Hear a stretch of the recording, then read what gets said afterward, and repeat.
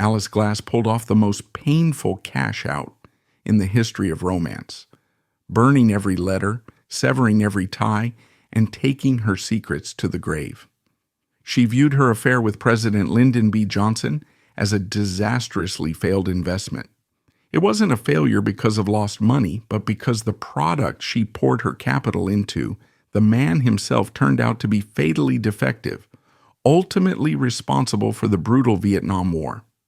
The reality is that Alice spent a fortune and over a decade of her youth just to buy disappointment.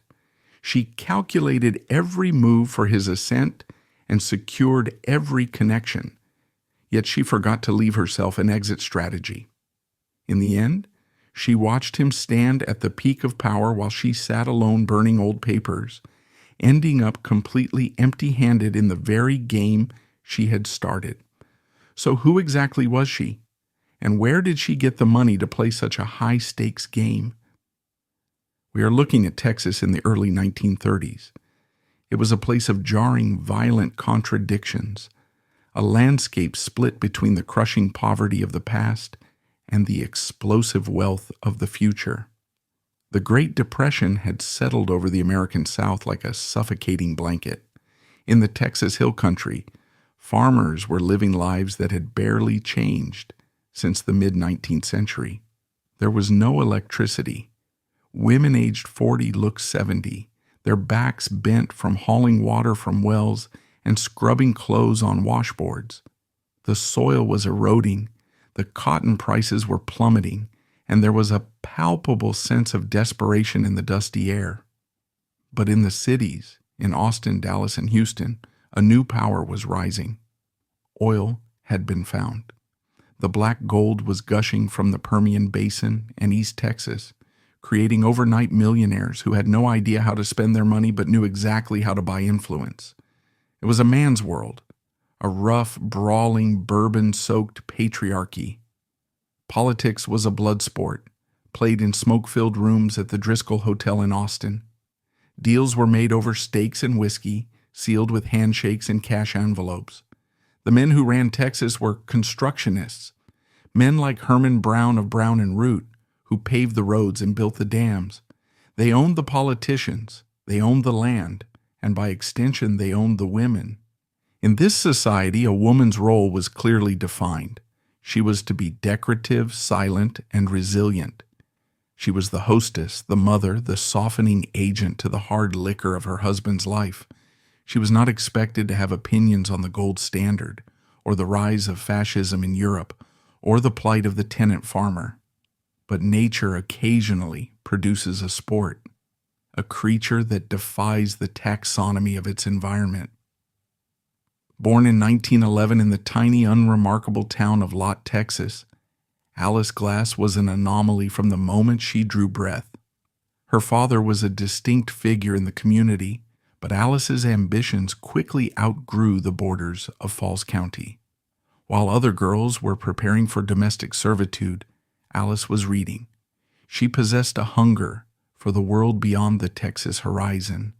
She attended Texas Christian University, and later, defying all expectations for a girl from Lott, she cultivated the intellectual rigor of the East Coast.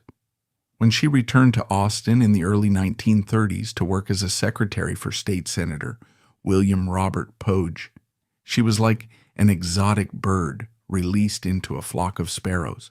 She was impossible to ignore. Accounts from the time struggle to find the words to describe her, often resorting to mythology. She was tall, nearly 6 feet in her bare feet. She had hair the color of strawberry blonde fire, luscious and long enough that she could sit on it. It was said to shimmer when she walked. Men didn't just look at her, they stopped. They lost their train of thought.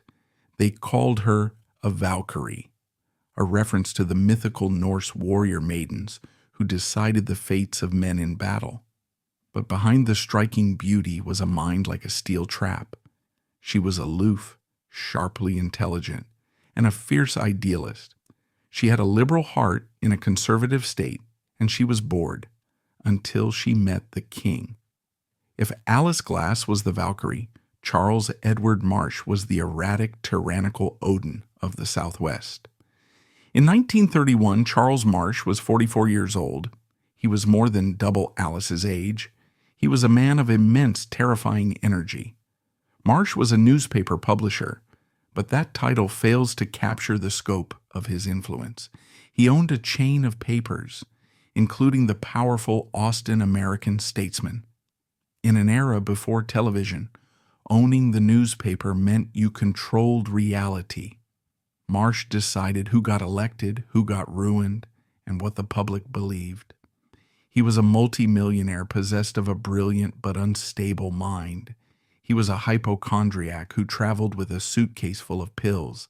He was prone to manic highs where he would talk for hours about geopolitics, followed by depressive lows. He was a man who collected people like he collected art.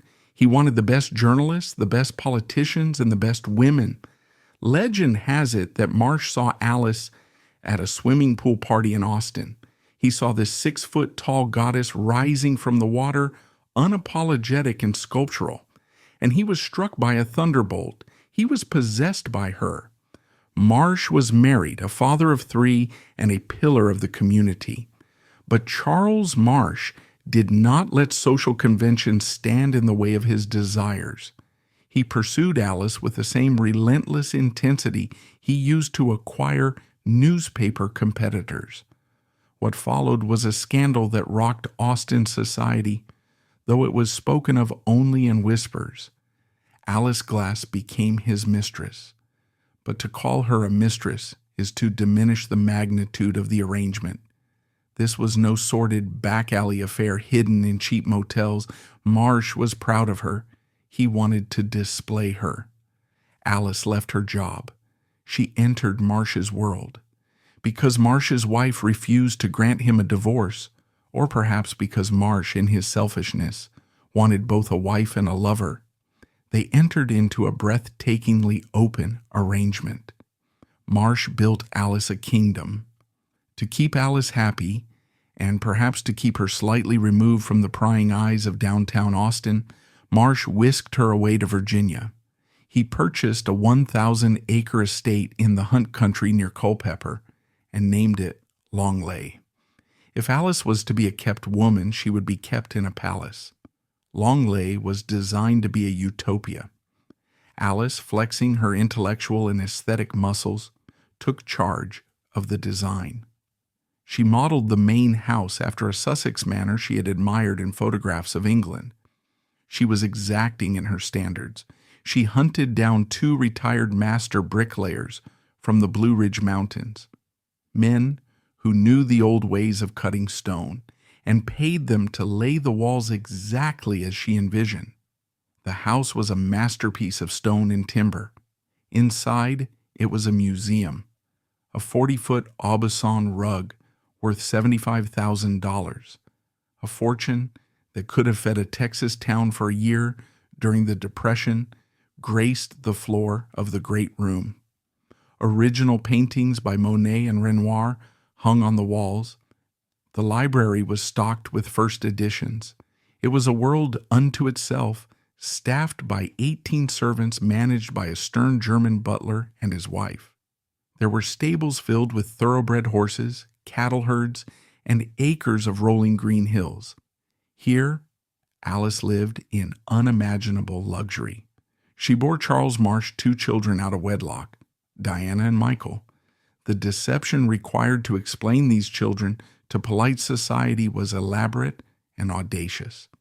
When Alice became pregnant, she was sent to London. She would return months later with a baby and a tragic, fabricated story. She claimed to have married a Major Arthur Manners of the British Army in a whirlwind romance. Alas, the brave Major Manners had conveniently died in battle shortly after the nuptials, leaving poor, beautiful Alice a widow. It was a lie so transparent that everyone in the Washington-Austin power quarter knew it was false, but it was a lie backed by Charles Marsh's millions, so no one dared question it to her face. By the mid-1930s, Long Lea had become the most exclusive political salon in America. It was a place where the rules of Washington did not apply. On weekends, the limousines would roll up the long driveway. Senators, diplomats, Vice President Henry Wallace, and the intelligentsia of the New Deal would arrive to drink Charles Marsh's scotch, swim in his pool, and debate the fate of the nation. And at the center of it all was Alice.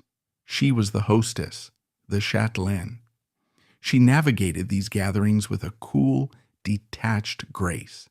She could discuss the gold standard with bankers and poetry with writers. She was surrounded by the most powerful men in the world, yet she was, in a legal and social sense, a nonentity. She was Marsh's girl. She was living in a gilded cage. She had wealth, she had beauty, and she had the ear of the powerful. But she had no voice of her own. She was the jewel in the crown of a powerful man, a prized possession to be shown off and then put away. She was waiting. Though she didn't know it, she was waiting for a project. She was waiting for a raw material. And then, in 1937, a gangly, awkward, loud-mouthed congressman from the Texas Hill Country walked through the door. The arrival of this stranger marked the end of the prologue and the beginning of the true drama. The air in the room didn't just shift, it shattered. The collision between the refined world Alice had carefully constructed and the chaotic energy of this new arrival would spark a fire that would eventually consume them both.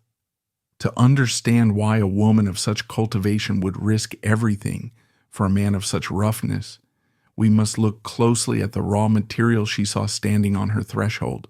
The man who walked into Long Lea in 1937 was not yet a president. He was not even a master of the Senate. He was barely a politician. He was a force of nature, a raw, uncontained, gangly whirlwind named Lyndon Johnson. He was 28 years old, a newly elected congressman from the Texas 10th District. To the refined, aristocratic guests lounging on Alice Glass's Aubusson rugs, he must have looked like a creature from another species. Physically, he was imposing but ungainly. He stood 6'3", thin as a rail, with ears that stuck out like jug handles and a nose that dominated his face. His clothes were a disaster.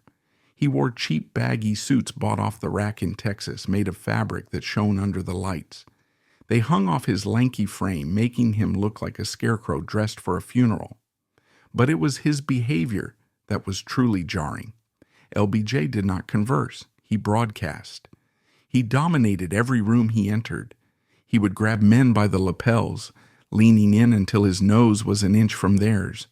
The early stages of what would later become known as the Johnson treatment. He spoke with a thick hillbilly twang, his voice booming, telling dirty jokes and tall tales about the hill country. He was manic, desperate for approval, and terrifyingly ambitious. Charles Marsh had brought him home like a prize hunting dog. Marsh had spotted Johnson's potential early. He saw a young man who understood the mechanics of power instinctively. Marsh wanted to own him. He wanted to be the puppet master who guided this young congressman to greatness. But when Alice Glass looked at Lyndon Johnson, she didn't see a puppet. She saw a project. On paper, the pairing was ludicrous. Alice was the Valkyrie, cool, intellectual, a woman who read French philosophy and organized her life around aesthetics and discretion.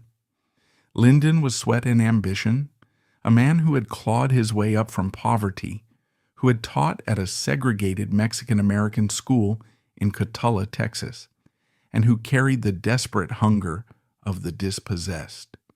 Most of the Washington elite dismissed Johnson as a professional Texan, a loudmouth rube. Alice looked deeper. Behind the bad suit and the loud voice, she saw a fire that matched her own. She saw his vulnerability. She saw that his manic energy was a cover for a deep, gnawing insecurity. He needed to be loved by everyone he met. And unlike Charles Marsh, who viewed politics as a game of chess played for personal gain, Alice sensed that Lyndon actually cared. She believed that under the bluster, there was a true populist, a man who remembered what it was like to be poor, a man who could be the champion of the little people she cared about so fiercely. The attraction was immediate, chemical, and volcanic. What followed was one of the most remarkable transformations in American political history. Alice Glass took it upon herself to remake Lyndon Johnson. She became his mentor, his stylist, his lover, and his professor. It began with the surface. Alice, with her impeccable eye for detail, could not abide his appearance. She took the young congressman in hand. She looked at his cheap suits with open disdain. "You look like a waiter," she reportedly told him. "You need to look like a statesman." She took him to the finest tailors in Washington and New York. She didn't just drop him off. She stayed.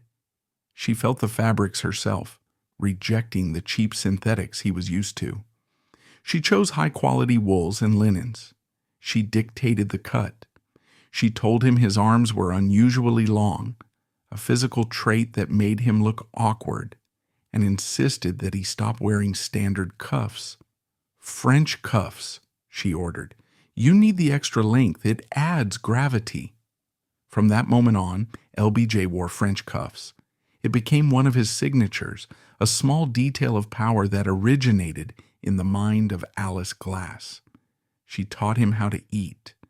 Lyndon was known to wolf down his food, speaking with his mouth full, treating a meal as fuel to be consumed as quickly as possible so he could get back to talking. Alice slowed him down. She taught him the rhythm of a formal dinner, which fork to use, how to make conversation that drew people in rather than running them over. She smoothed his rough edges, sanding down the hill country grit, until he could slide through the drawing rooms of Georgetown without friction. But her influence went far deeper than cufflinks and table manners. She sought to cultivate his soul. Alice was a woman of the left. She was a pacifist and an idealist. She believed in the promise of the New Deal with a religious fervor. She began to tutor Lyndon. She gave him books. She read poetry to him, specifically the works of Edna St. Vincent Millay, whose romantic rebellion resonated with Alice. She tried to instill a sense of rhythm and humanity into his thinking. More importantly, she became his political conscience. Every time Lyndon wavered, every time he thought about compromising with the conservative Southern Democrats to get ahead, Alice was there. She was the voice in his ear, whispering about the poverty of the cotton farmers, the rights of the workers, the dignity of the poor. She pushed him relentlessly to the left. She made him believe that his ambition could be noble. She even curated his image for posterity. Alice was a skilled amateur photographer. She studied his face through her lens. She noticed that his face was asymmetrical. "Your left side is your better side," she told him. "It projects strength. The right side is too soft. Only let them photograph the left." Look at the official portraits of LBJ from 1938 onward. Look at the campaign posters. He is almost always turned, showing the left profile to the world. That was Alice. She was directing the movie of his life before the cameras even started rolling. The affair began right under Charles Marsh's nose. It was a situation of breathtaking peril. Charles Marsh was a vindictive, powerful man. If he discovered them, he could destroy Lyndon with a single phone call. He could pull his funding, turn his newspapers against him, and reveal the affair to the public. In the 1930s, America, a sex scandal involving a married congressman, would have been political suicide. Yet they could not stop. When Marsh was away on business, which was often, as he traveled to check on his empire, Long Lea belonged to Alice and Lyndon. They behaved like teenagers in love. They rode horses through the Virginia countryside. They picnicked in the meadows. Lyndon, a man who usually worked 18-hour days, suddenly found time to relax. For the first time in his life, he felt understood. Alice was his intellectual equal, the only person who could challenge him and win. She was the mother figure he craved and the lover he desired. But the situation was even more complex. There was a third person in this equation, Lady Bird Johnson. Lady Bird was Lyndon's wife, a woman of immense grace, steely pragmatism, and infinite patience. She knew. It is almost certain she knew. Alice and Lady Bird were friends. In a twist that seems impossible to modern sensibilities, the three of them spent time together. Lady Bird later admitted that Alice taught both her and Lyndon about music and elegant living. Lady Bird, ever the pragmatist, seemingly accepted that Alice could give Lyndon things she could not: entry into high society, intellectual sharpening, and a certain kind of fire. Lady Bird provided the stability, the money. Her inheritance had funded his first campaign, and the unwavering loyalty. Alice provided the passion and the polish. It was a strange, unspoken triangle of ambition. They were all invested in the creation of Lyndon Johnson, great man. Alice told friends that Lyndon was the love of her life. She refused to marry Charles Marsh, they were still just living together, for years, because she harbored a secret, desperate hope. She hoped that Lyndon would leave Lady Bird. She hoped that she and Lyndon could be a power couple, ruling Washington together openly. But Alice, for all her brilliance, had a blind spot. She believed that love was the most powerful force in Lyndon's life. She was wrong. The most powerful force in Lyndon's life was Lyndon. The bubble had to burst. The tension of the secret was unsustainable. In 1939, the inevitable happened. The details are hazy. Historians differ on the exact logistics. But the consensus is that Charles Marsh walked into a room at Long Lea and found them. It might have been a glance, a touch, or something more explicit. Whatever it was, the veil was ripped away. Marsh, a man used to owning everything he touched, was apoplectic. This was not just infidelity, it was a double betrayal. The young man he had mentored and the woman he had built a castle for had conspired against him. The reaction was seismic. Marsh kicked LBJ out of the house. He screamed. He threatened to ruin him. He threatened to use every ounce of ink in his newspapers to bury Johnson's career. This was the moment of truth. This was the moment that would define the rest of their lives. Lyndon Baines Johnson drove away from Long Lea in a panic. He stared into the abyss. Without Marsh's money and media protection, he was dead in the water. His political dreams would evaporate. He would just be another failed Texas politician. He had to make a choice, Alice or power. The next morning, Lyndon returned to Long Lea. He did not come to fight for Alice. He did not come to pack her bags and drive off into the sunset. He came to apologize to Charles. He went to the older man and prostrated himself. He begged for forgiveness. He played the part of the wayward son. He promised to end the affair. He promised to never touch Alice again. He chose his political survival over the woman who had remade him. And Alice, she was in the house. She watched the two men make peace. She watched the man she loved trade her away for a newspaper endorsement. Marsh's daughter later gave a chilling assessment of the dynamic. They didn't let her come between them. Men of power like that don't care about women. They treat women like toys. It was a brutal, shattering lesson in realpolitik. Alice realized then that she had been deluding herself. Lyndon loved her, yes, but he loved the presidency more. He would sacrifice anything and anyone to get to the top. She was broken. The fight went out of her. She realized she could never have Lyndon. She needed security. She needed a place in the world. In 1940, in a gesture of total surrender, Alice Glass finally legally married Charles Marsh. The wedding was not a celebration, it was a capitulation. She was sealing herself into the gilded cage. She moved with Marsh to Washington, D.C., to a massive 4-story townhouse at DuPont Circle. The physical affair with Lyndon was over. The door was closed. But the emotional bond was a live wire that could not be cut. As the 1940s dawned and the world marched toward war, Alice and Lyndon would remain bound together by ink and secrets. With the romantic door firmly closed, the political window threw itself wide open. The marriage to Marsh was a tactical retreat, a way to survive the social battlefield, but it did nothing to sever the intellectual artery connecting Alice to Lyndon. As they moved from the rolling hills of Virginia to the granite harshness of Washington, their partnership evolved from a passionate affair into a cold, calculated machine designed for one purpose, the acquisition of power. The 1940s brought war to the world, but in Washington, D.C., the war was, as always, for access. Alice Glass was now Mrs. Charles Marsh.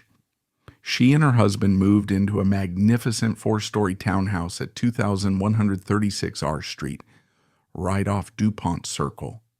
It was a fortress of influence. If Long Lea had been a romantic escape, the R Street house was a command center. The physical affair between Alice and Lyndon Johnson had ended in the Virginia bedroom, where Charles Marsh had discovered them, but the intellectual marriage was stronger than ever. They had simply moved the venue. Every Sunday morning, LBJ would arrive at the Marsh residence. He would not knock. He would barge in, consuming the space. He would sit with Charles and Alice in the library, surrounded by smoke and newspapers, plotting his ascent. This was the shadow cabinet. Charles Marsh provided the money and the media strategy. Alice provided the analysis and the conscience. And Lyndon provided the raw, frenetic execution. They were a triad of power. The awkwardness of the love triangle had been sublimated into a shared ambition. Marsh, in his strange arrogance, seemed to enjoy having his wife's former lover as his protege. It was a display of dominance. I own the newspaper, I own the woman, and I own the politician. But Alice was no longer just a hostess. She was writing his scripts. During the war years, while Lyndon served a brief, largely performative stint in the Navy, securing a Silver Star he didn't really earn, Alice kept his flame alive in Washington. She wrote to him constantly. These were not love letters in the traditional sense. They were coaching manuals. She critiqued his speeches. She analyzed his rivals. She kept him tethered to the liberal ideals they had discussed under the trees at Long Lea. She believed that if she could just get him to the Senate, he would finally have the security to be the great progressive hero she knew he could be. She told herself that the ends would justify the means. She did not realize how dirty the means would get. The year was 1948. It is a date etched in infamy in Texas politics. Lyndon Johnson was running for the U.S. Senate against Coke Stevenson.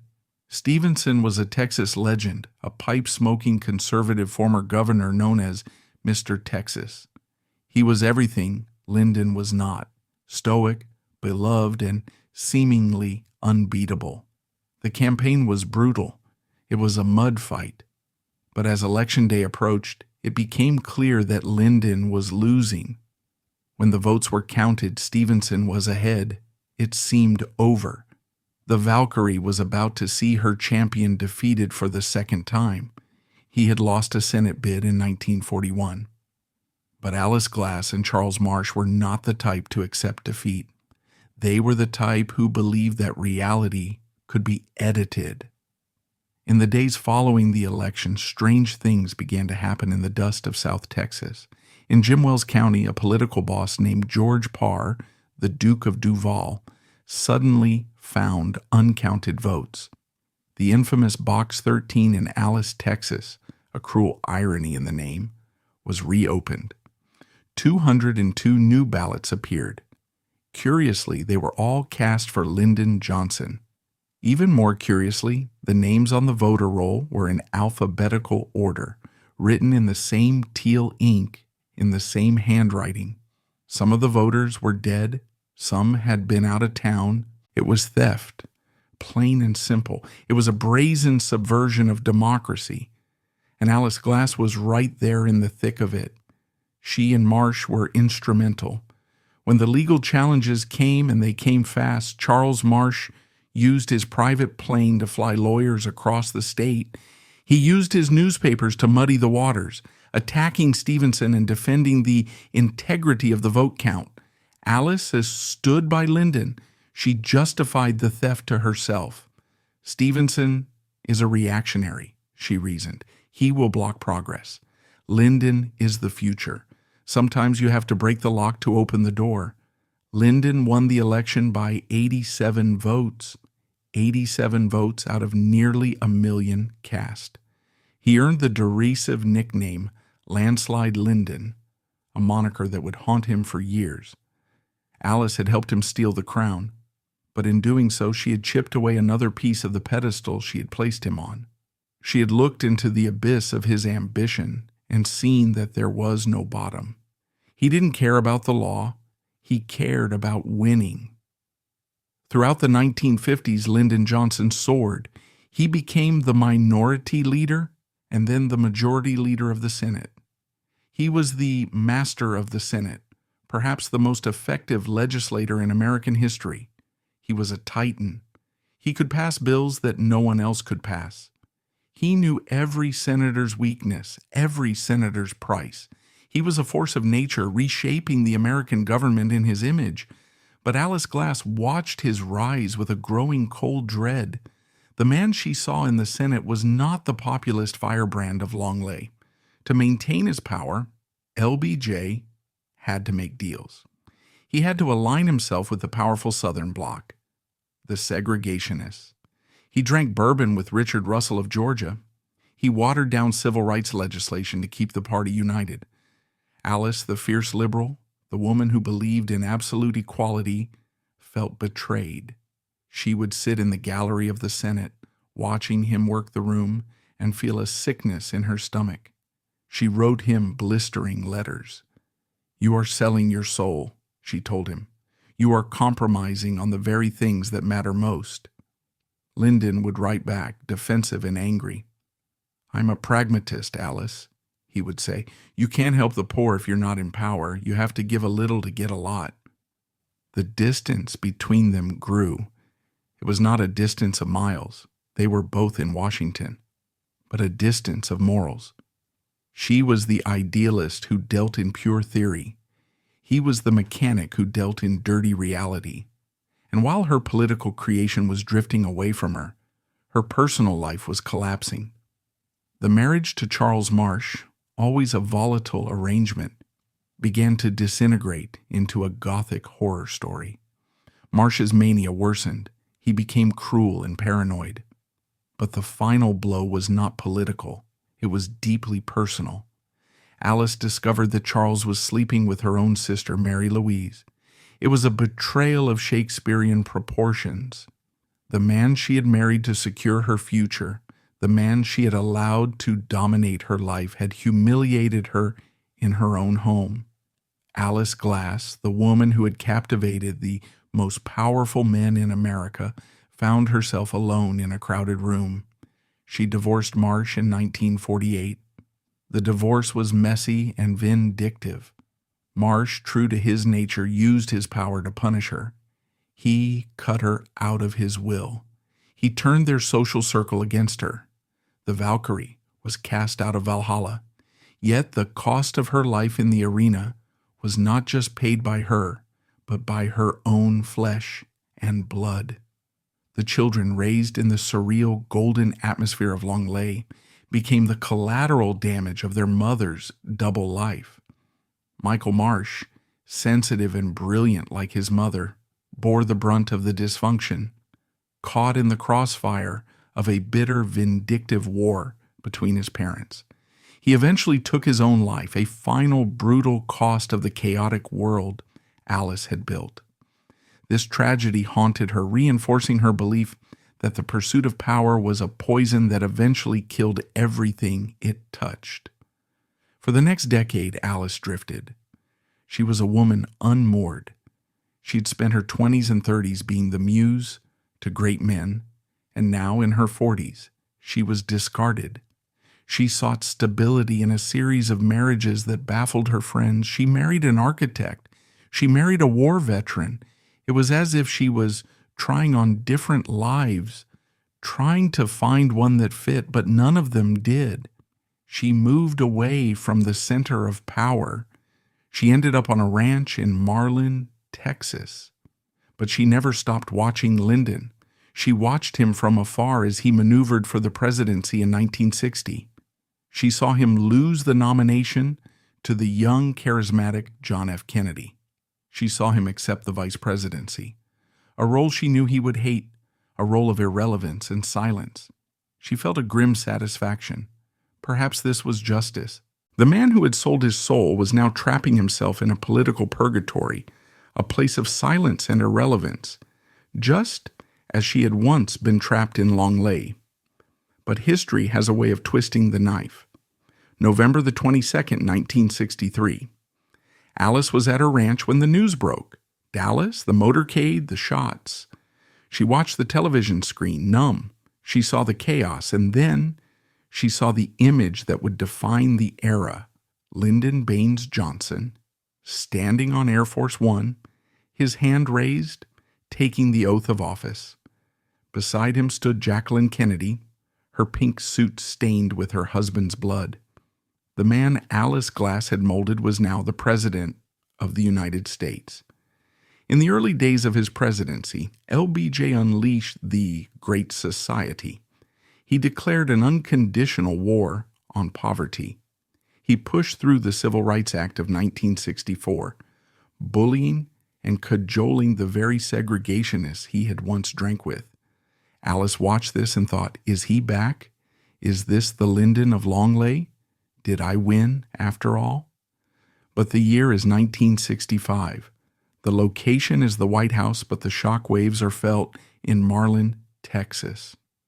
Alice Glass was now watching the man she had loved destroy the world she had hoped he would save. Alice was a woman of deep, almost spiritual pacifism. She belonged to a generation that had seen the horrors of World War I and II, but her objection to Vietnam was specific. She saw it as a colonial overreach, a white man's war in an Asian land, a moral abomination. She began to read the reports coming out of Southeast Asia with a sickening familiarity. She knew how Lyndon thought. She knew his insecurities. She knew that he was terrified of being seen as soft, of being the first American president to lose a war. She knew that his machismo, the very thing she had tried to temper with poetry and French cuffs, was now driving U.S. foreign policy. The letters between them changed tone. For decades, their correspondence had been a mix of intimacy and strategy. Now, the intimacy evaporated. Alice began to write to him as a conscience he no longer wanted to hear. "You are killing children," she wrote in one scathing missive. "You are destroying everything we built. You are trading your legacy for a graveyard." Lyndon, besieged in the Oval Office, surrounded by generals and yes men, stopped listening. He couldn't bear to hear her. Alice represented the pure, unadulterated liberalism he had to abandon to survive. She was the voice of his better angels, and he had strangled those angels to make room for the B-52s. The turning point was Operation Rolling Thunder, the massive aerial bombardment of North Vietnam. Alice watched the news. She saw the napalm canisters tumbling from the sky. She saw the burning villages. And she knew with a terrible intimate knowledge that the hand signing the orders was the same hand she had once held in the moonlight at Long Lea. She realized with a final crushing clarity that the man she loved was not going to save the world. He was going to burn it. That realization was the final severance. For years, Alice had justified the compromises, the stolen votes, and the backroom deals as necessary evils on the road to a righteous destination. But as the focus of the presidency shifted from the poor of Texas to the jungles of Southeast Asia, the destination itself disappeared. She began to tell her friends that she didn't know him anymore. "He is a monster," she said. It wasn't hyperbole. It was a cry of grief. By 1967, Alice Glass had become a recluse in her own mind. She stopped going to Washington. The city that she had once ruled as a shadow queen was now enemy territory. She stayed on her ranch, surrounded by the dry Texas heat, listening to the crickets and the drone of the television set. She was mourning a living man. The Lyndon she loved had died somewhere between the Senate and the Situation Room. Then came March 31st, 1968. Lyndon Johnson sat in the Oval Office, his face a mask of exhaustion. His popularity had plummeted. The chants of protesters outside the White House gates, "Hey, LBJ, how many kids did you kill today?" were audible through the bulletproof glass. Alice was watching from Texas when he looked into the camera and delivered the shock that stunned the world. "I shall not seek, and I will not accept, the nomination of my party for another term as your president." He was quitting. The master of the Senate, the man who lived for power, was walking away. Alice must have felt a complicated mix of emotions. Vindication, perhaps sorrow, undoubtedly. She knew why he was doing it. He was broken. The war had broken him. The very thing she warned him against had consumed him. He returned to Texas, to the LBJ Ranch, not far from where Alice lived. They were neighbors again, two lions in winter, circling each other in the hill country. But there was no reunion. There was no Casablanca ending. The damage was too deep. The blood of Vietnam was a river too wide to cross. They reportedly spoke only a few times in those final years, the conversation stilted and awkward. Lyndon grew his hair long, like the hippies who protested him. He drank, he smoked, he waited to die. And Alice prepared for the final act of her role as the architect. We return now to the image that began this story, the fire. It is some time before her death. Alice Glass knows she is dying. Cancer, the silent thief, has come for her. She begins to put her affairs in order. She looks at the boxes of letters. They are a physical weight in the room. These papers are the proof of her existence. Without them, she is just a rumor. Without them, historians will look at LBJ and see a self-made man. They will not see the woman who bought his suits, who taught him to speak, who guided his hand. If she keeps them, she ensures her place in history. She could be famous. She could be the woman behind the throne. But she looks at the signature on the letters. It is the signature of the man who escalated the war. Alice Glass made a choice that defined her integrity. She chose principles over legacy. She decided that she did not want to be a footnote in the biography of a warmonger. She did not want her grandchildren to open a history book and see her name linked to the napalm. She lit the fire. One by one, she fed the pages to the flames. Burn the poetry. The Edna St. Vincent Millay verses they read to each other. Burn the strategy. The notes on how to steal the 1948 election. Burn the love. The desperate, aching confessions of a man who felt too much. She watched the ink turn to ash. She watched the left side of his face curl and disappear in the heat. It was an act of purification. She was cauterizing the wound. She was taking back her soul. By destroying the record, she was reclaiming her agency. She was saying, "I gave you everything, Lyndon, and you squandered it. So now you get nothing of me." Lyndon Johnson died in January 1973. A heart attack took him at his ranch, alone in his bedroom. Alice Glass survived him by 3 years. She died in 1976. When Alice died, she believed she had successfully erased herself. The fire had done its work. She was gone. For nearly a decade, the silence held. The official biographies of LBJ were written. They mentioned Lady Bird, of course. They mentioned the political bosses. They mentioned the aides, but Alice Glass was reduced to a footnote, a socialite friend, or a hostess. The nature of her influence was lost. But history has a way of resisting silence. In the 1980s, Robert Caro, a former investigative journalist, began his monumental task, The Years of Lyndon Johnson. Caro was not interested in the polished, official version of history. He wanted the truth. He moved to the Texas Hill Country. He sat on the porches of old farmers. He dug through dusty courthouses. He began to sense a gap in the narrative. Caro looked at the young LBJ, crude, bullying, unpolished. Then he looked at the LBJ of 1940, sophisticated, well-dressed, politically subtle. The transformation was too sudden to be natural. There was a catalyst missing. He found the whispers first, old friends from Austin who, in their old age, were ready to talk. They told him about the redhead. They told him about the open secret at Long Lea. Caro followed the trail. He found the few scraps of paper that had escaped the fire. He found photographs. He interviewed the surviving members of the Marsh Circle. What he found astounded him. He realized that Alice Glass was not just a mistress. She was the co-author of Lyndon Johnson. He realized that you could not explain Lyndon Johnson without explaining Alice Glass. She was the missing key. She was the code breaker. Caro wrote, she was the sharpest political advisor he ever had. He argued that without Alice Glass, LBJ might never have become the force he was.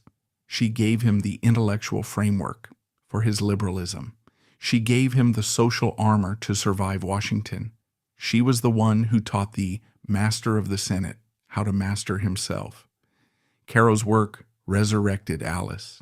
He pulled her out of the ashes of her own fireplace and placed her back on the stage. He showed the world that behind the great man was a great woman, a woman who was smarter, sharper, and ultimately more principled than the president she created. So what is the final lesson of Alice Glass? Her life serves as a cautionary tale about the alchemy of power. Alice believed she could take a man of raw ambition, LBJ, and infuse him with pure ideals.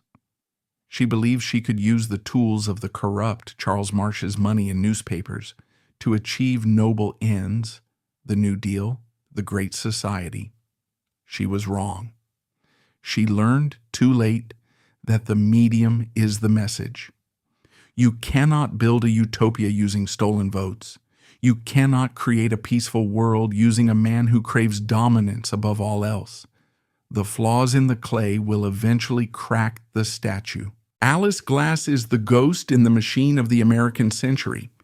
When you see a photo of LBJ signing the Civil Rights Act, you are seeing Alice's dream realized.